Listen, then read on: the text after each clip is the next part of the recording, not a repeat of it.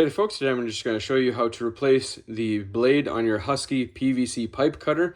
Now this is just from Home Depot. This is the 1 7/8 OD Max, and it's the ratcheting one, as you can see.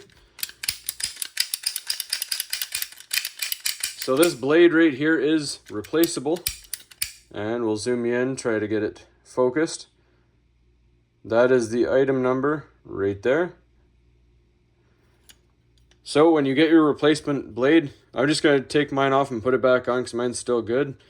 I like to make sure that you're locked in with your handle.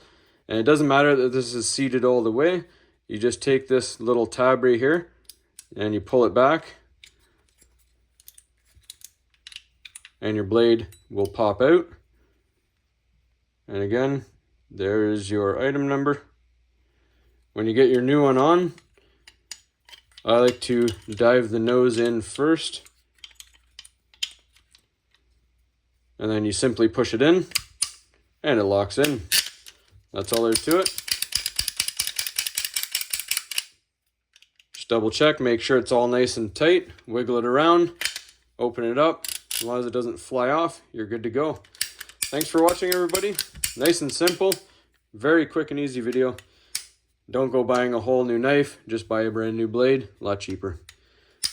We'll see you on the next one.